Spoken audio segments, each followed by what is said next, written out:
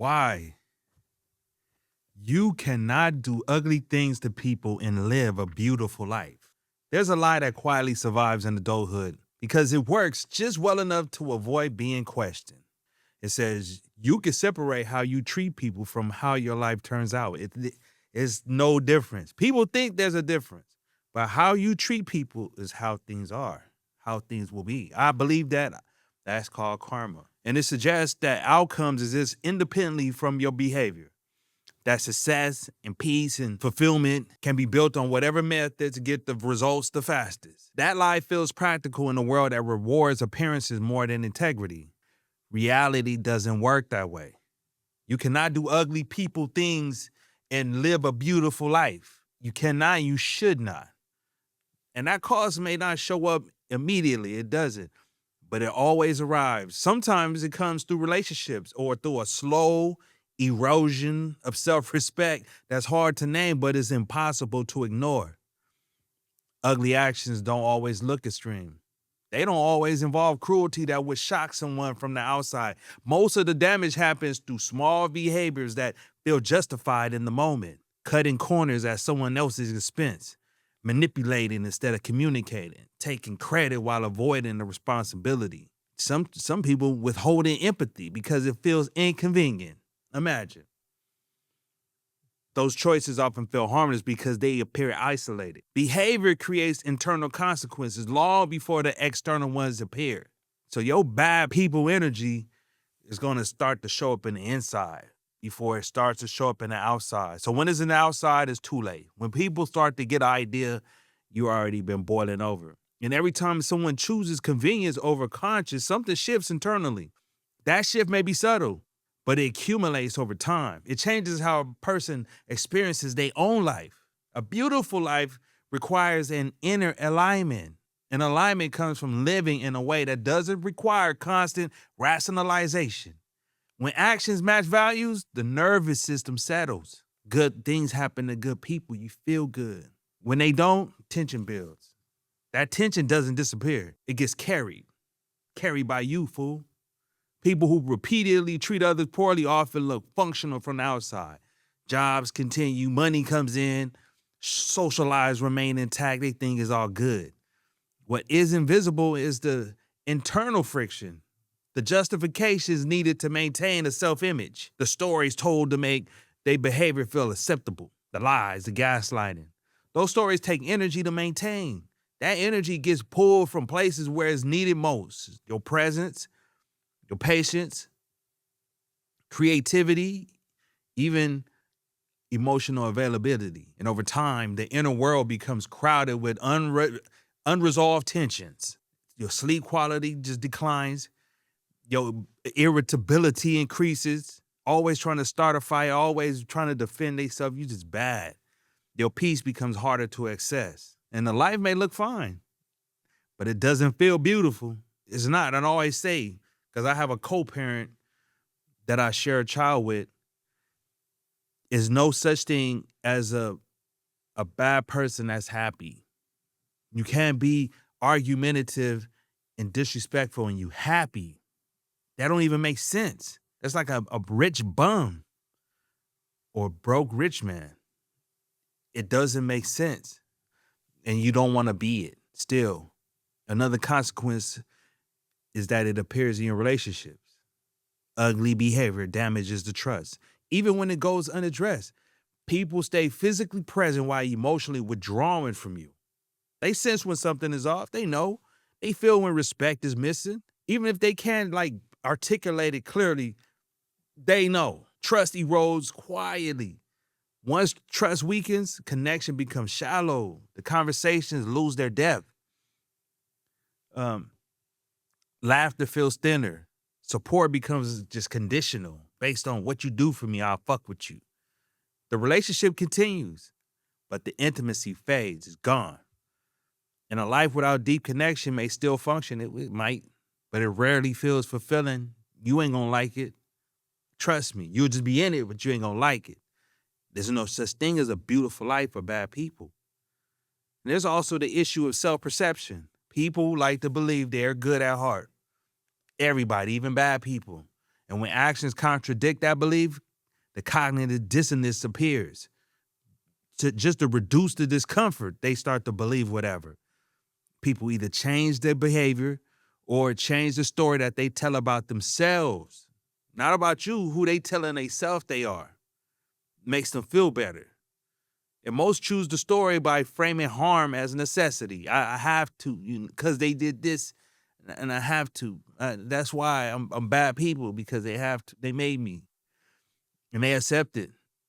They don't have an issue with being bad. They just have the reason why it needs to make sense to them. They rebrand the selfishness as strength. They call it avoidance in protecting their peace. But over time, these narratives harden. It becomes who you are, and you can't shake it no more. And that hardening of your core values distances people from their own humanity. You don't become a person no more. No, literally, you living, you're not a person. You just been bad for too long. It's you. That's like if you a weed smoker for 20 years, you a pothead. It is what it is. And when the empathy fades eternally, joy fades with it. Boom. Beauty in life comes from resonance. It comes from moments of genuine connection with people, mutual respect, and shared understandings. These moments require openness. Openness doesn't coexist with repeated harm. Still another cost of ugly behavior and bad people is fear. People who hurt others often live with the low level of vigilance, low standards, no kind of moral code. They worry about being exposed. Not about doing it, they worried about people knowing. Worried about being misunderstood or treated the way they treat others. They don't even like it. Imagine that. They do things they don't even like. And that village just keeps the nervous system activated. Activated nervous systems don't rest well. They don't sleep well. You think I can sleep at night. I don't care. That's what they say. But the restlessness of that type of spirit, it starts to become common. But the relaxation level is unfamiliar. You never quite find peace. Silence feels uncomfortable. It do. And a beautiful life requires all those things. A beautiful life requires safety, both external and internal. And that safety comes from knowing your behavior won't come back to haunt you. It comes from not needing to monitor your image constantly, from being able to sit alone without being judged by the judgers, the dirty, disgusting judgers. That kind of safety can't be faked. And ugly behavior, it does that to you. It distorts your perception of things. And when someone treats others poorly, they begin to expect the same in return. Imagine that. Now they know they should be treated bad. They can't stop being bad, but they know they should be treated bad. The neutral actions feel threatening when nobody reacts to them. Nobody returns it. It feels like some doom is going to happen. Kindness feels suspicious. They don't trust nobody. Motives get questioned. Why are they doing this? And the world starts to look hostile. You can't shake it. A bad person sees bad, and they cannot live a beautiful life. The life. That perception shapes experiences. How you see things is how you gonna live things. And opportunities get missed because the trust is absent. Support gets rejected because vulnerability feels unsafe. Then isolation grows. And isolation is rarely beautiful. Isolation by yourself, you gotta be a strong person to be happy by yourself. And another consequence of this shows up in ambition. People who achieve through manipulation or harm often feel empty, especially when goals are reached. Empty when they accomplish something. Imagine that. There's nothing beautiful about that. The accomplishment that they achieve or whatever they get laps to death because the process requires self-betrayal. Self-betrayal and betraying of others. Pride feels hollow. Satisfaction fades quickly. You're not happy. You're not even happy 2 hours later. And that emptiness leads to an escalation. It just keeps going up. More emptier, less rewarding, no one to celebrate with you, no one to love you genuinely. You just bad people. Now your life is bad. You can't blame nobody. You got to take accountability for what's happening. And then as you reach bigger goals, higher stakes, more control, more damage. The cycle repeats. Achievement without integrity doesn't settle the soul. It agitates your soul. You won on bad terms, but you won. Did it feel like it? And there's also a long-term effect on your identity. Long-term. Not just these little small wins you think you got. That repeated ugly behavior changes how people see themselves, even if they don't admit it openly. A quiet shame develops. The same shame may not feel intense, but it lingers. And shame alters posture. It affects your voice. It shapes how people show up in the world to you. Confidence built on harm is fragile. It's weak. Because that was the last resort you had to take to feel something, to beat somebody. It requires constant reinforcement, constant comparison, and more dirt to bury the dirt. Then guess what? It collapses easily. You under scrutiny. Being fragile can't tolerate this kind of stillness. Being fragile can't tolerate this type of burden that you put yourself under. A beautiful life includes ease. Beautiful is ease and comfortable. It's soft like a pillow. Ease doesn't mean the absence of effort. It means the absence of an internal war within self. And then another layer of this damage appears when people normalize ugly behavior by pointing to others who do worse. Look at them. They really bad. I ain't that bad. Look at you. Would you rather have them or me? Gaslighting you. Comparison becomes a moral escape hatch. Look at that. And I'm good. I ain't that bad, but they bad. And they not even happy, but they trying to justify it still. That's the internal struggle. That's the internal war. Justification. I do what I do, but I need to just feel better about it. Instead of saying, I just need to do good and good things will happen. And as long as someone else is more unethical, personal behavior feels acceptable to you. That logic lowers the bar continually. And eventually, original values disappear. And when values disappear, meaning will follow that. Meaning comes from acting in accordance with something larger than the immediate self, your immediate self-interest, what you want. It comes from knowing your life contributes rather than takes from you. That sense of contribution feeds your fulfillment. Ugly behavior starves it.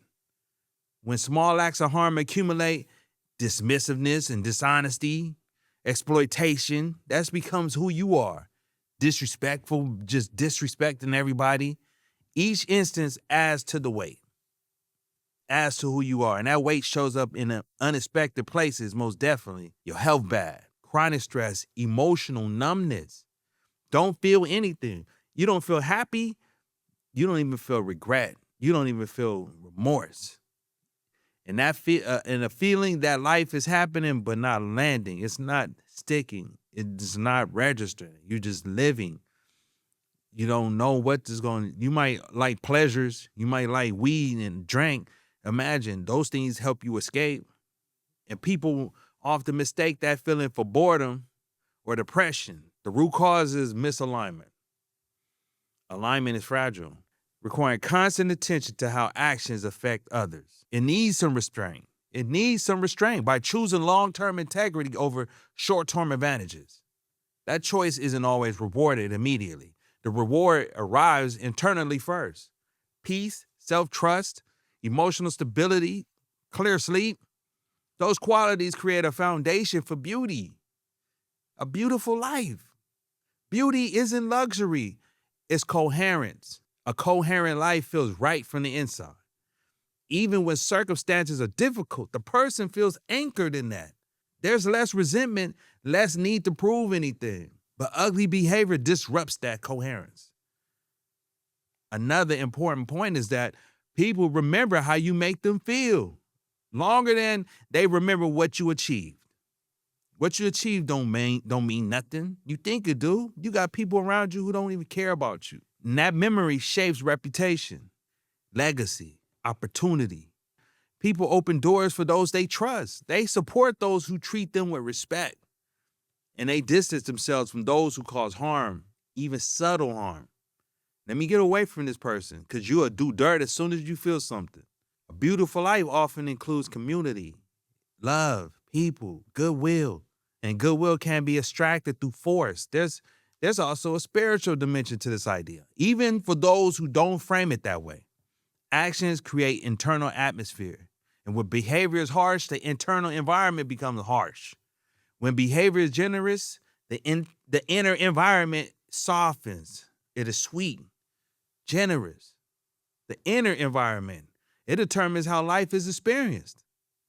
Two people can live similar external lives and feel completely different on the inside. And the difference often comes down to how they treat others. Ugly actions don't always feel wrong immediately. They can feel powerful, fooling you into feeling efficient. Sometimes they feel necessary. The delay doesn't mean absent. Time has a way of collecting debts quietly. And another consequence appears when people try to slow down later in life. Now I'm good. I done my dirt. I was bad artist for 30 years. I was bad people. Now I'm good. Ugly behavior limits the ability to rest. It won't let you enjoy your life. You gotta make amends. You know what I mean? Pay your karmic debt. The memory surface, regret whispers, and the mind replays moments where things could have been done differently. That replay steals your peace. And peace requires reconciliation with yourself, acknowledging the harm of others. That requires humility.